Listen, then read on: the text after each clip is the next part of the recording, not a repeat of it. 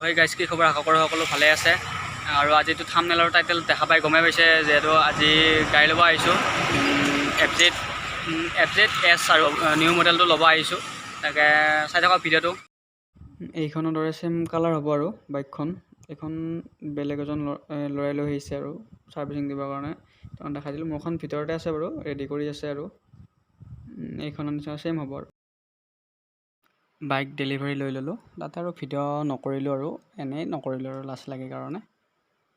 এতিয়া আহি আছোঁ, তাকে এতিয়া তেল ভৰাব লাগে। তাৰপৰা ডিলাৰৰ পৰা 1 লিটাৰ 1.5 লিটাৰমান ভৰাই দিছে বাৰু কওঁতে। এতিয়া তেলৰ ডিপু বিচাৰি পোৱা নাই, চবতে দেখোন ষ্টক নিল। এতিয়া ডিলাৰৰ পৰা যিখিনি তেল দিছে সেইখিনি তেলেৰে কলেগাঁও আহি পাব লাগিব আৰু কলেগাঁৱত ডিপু এটা আছে, তাতে পাম চাগে, তাতে ভৰাব লাগিব আৰু। নহ'লে তাত যদি নাই তেতিয়াহ'লে একদম টংলা যাব লাগিব আৰু তেল ভৰাবৰ কাৰণে। তাক কি হয়, তাত পালে ভাল আছিলে।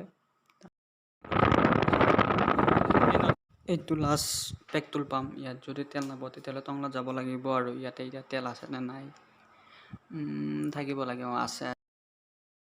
আৰু কেতিয়া ফুল টেংকি কৰিব পাৰোঁ ঠিক নাই, সেইটো কাৰণে আজি আনিছোঁতো গাড়ীখন, সেইটো কাৰণে আৰু অনা দিনাখনে পূৰা ফুল টেংকি কৰি লৈছোঁ। আৰু কেইদিনমান টেনশ্যন নাই আৰু। গাড়ীখন ডিলাৰৰ পৰা ওলাবহে পালোঁ, ইফালে পুলিচে ধৰিলে।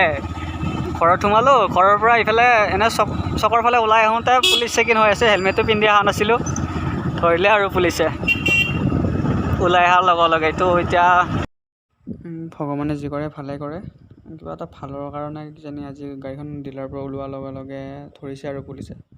আৰু যদি ভিডিঅ'টো চাই ভাল পালে লাইক, কমেণ্ট এণ্ড শ্বেয়াৰ কৰিব, আৰু প্লিজ শ্বেয়াৰ আৰু ছাবস্ক্ৰাইবটো কৰি দিব।